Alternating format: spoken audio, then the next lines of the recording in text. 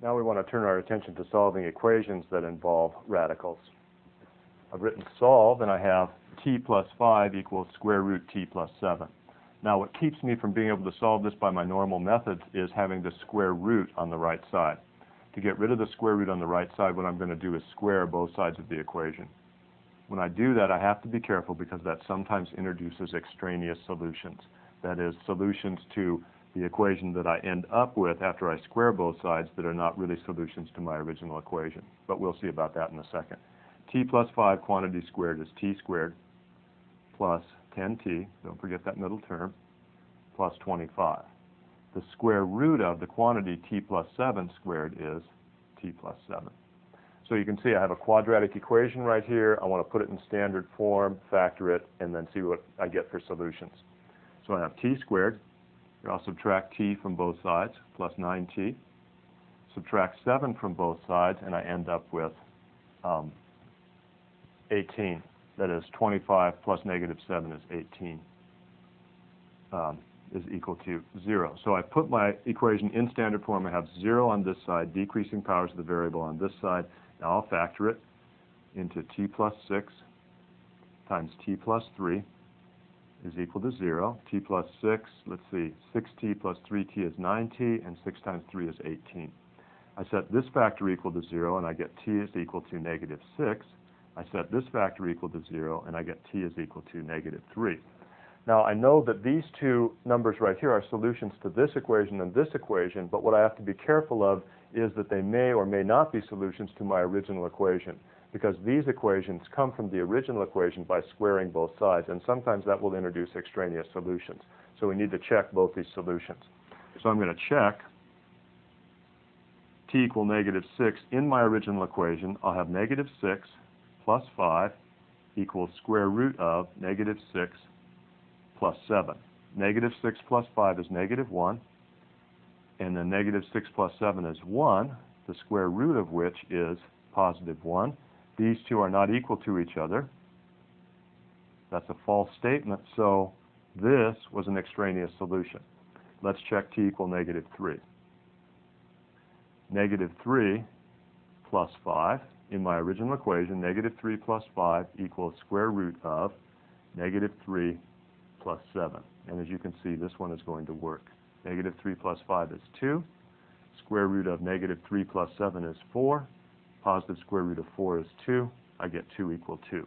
So this is a solution to my original equation. T equal negative 6 is not a solution to the original equation. It's an extraneous solution.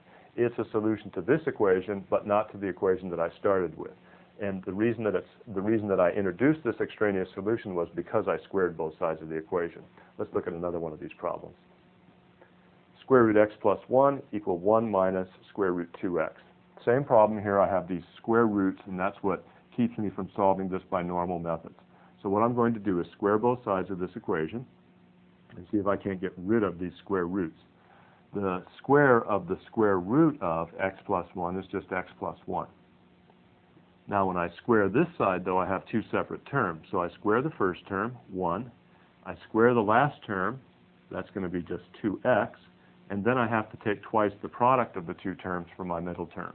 So minus 2 square root 2x. Remember, when you square a binomial like this, it's the first term squared plus twice the product of the two terms plus the last term squared. So I have to have this middle term right here. So I still have a square root in this equation. I'm going to have to square both sides again. But first what I want to do is isolate the square root on one side. So I'm going to start by adding negative 2x to both sides. That gives me negative x over here. Add negative 1 to both sides. I'll get 0. And what's left is negative 2 square root 2x. Now I'll square both sides again. To get rid of this radical, the square of negative x is x squared. Here I'll have 4 times the square of 2x, which is 2x. So I get x squared is equal to 8x.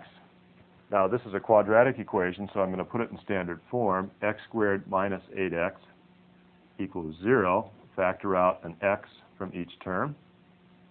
X times x minus 8 is equal to 0.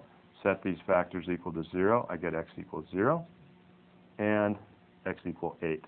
Now the question is, are these extraneous solutions or not? I have to check each one of them in the original equation. So square root of 0 plus 1, is that equal to 1 minus square root of 2 times 0?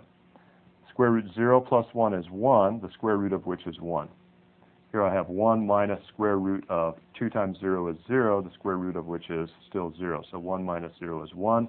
So this is a true statement, so that means there I have one solution. Let's try x equal 8 in the original equation.